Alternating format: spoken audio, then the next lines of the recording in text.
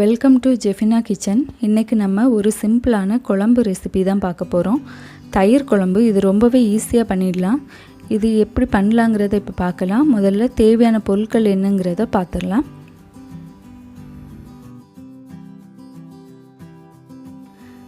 கால் litre அளவு நல்ல கெட்டியான தயிர், ஒரு கொத்து கருவேப்பிலை, 4 அல்லது 5 பல் பூண்டு, ஒரு சின்ன துண்டு இஞ்சி, கொஞ்சமாக மல்லி இலை கட் பண்ணி வச்சுருக்கேன், 3 பச்சை மிளகாய், கொஞ்சம் பெரிய சைஸில் ஒரு வெங்காயம் ரொம்ப சின்னதாக கட் பண்ணி வச்சுருக்கேன். எந்த அளவு சின்னதாக முடியுமோ அந்த அளவு ரொம்ப நைஸாக கட் பண்ணுங்கள்.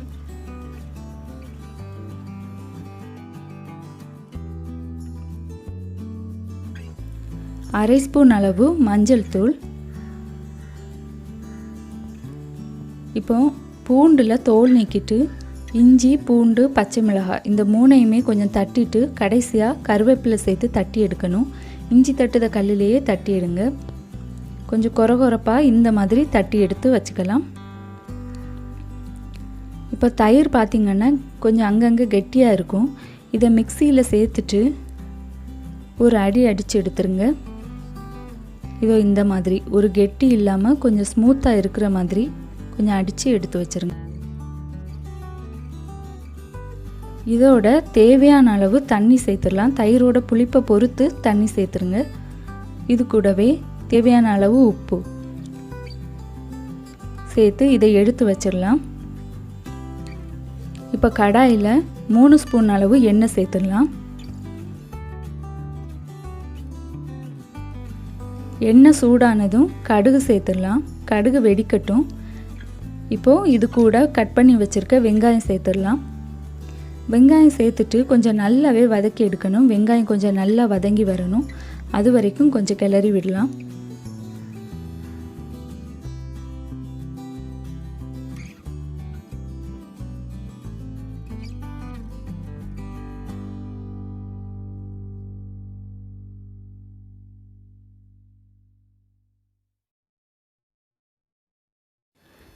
இந்த அளவுக்கு வெங்காயம் வதங்கி வந்தால் போதும். இது கூட நம்ம ஏற்கனவே தட்டி எடுத்து வச்சுருந்ததையும் சேர்த்து இதோட பச்சை வாசனை போகிற வரைக்கும் வதக்கணும். தீயை சிம்மிலேயே வச்சுருங்க, இல்லைன்னா அடி பிடிக்கும். கொஞ்சம் நல்லா அதோட பச்சை வாசனை போகிற வரைக்கும் நல்லா வதக்கிடுங்க.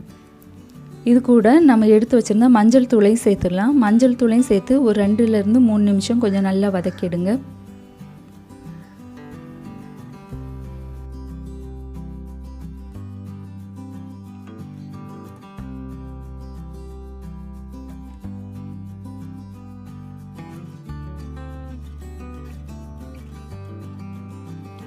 இதோட தயிர் சேர்த்துடலாம். தயிர் சேர்க்கும்போது தீயை ஃபுல்லும் சிம்மிலேயே வச்சுருங்க.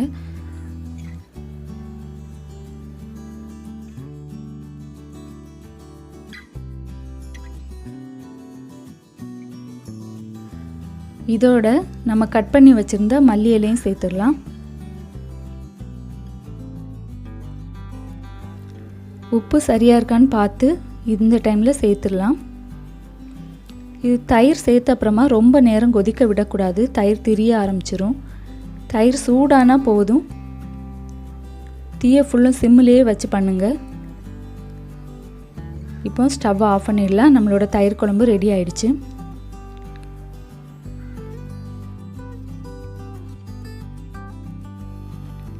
இந்த குழம்பு எல்லாரும் கண்டிப்பாக ட்ரை பண்ணி பாருங்கள். உங்களோட ஃபீட்பேக்கை எனக்கு கமெண்ட் செக்ஷனில் சொல்லுங்கள். இந்த வீடியோ உங்களுக்கு பிடிச்சிருந்துச்சுன்னா ஜெஃபினா கிச்சன் சேனலை சப்ஸ்கிரைப் பண்ணுங்கள். பக்கத்தில் இருக்கிற பெல் ஐக்கானையும் கிளிக் பண்ணுங்கள். லைக் பண்ணுங்கள், ஷேர் பண்ணுங்கள். தேங்க்யூ.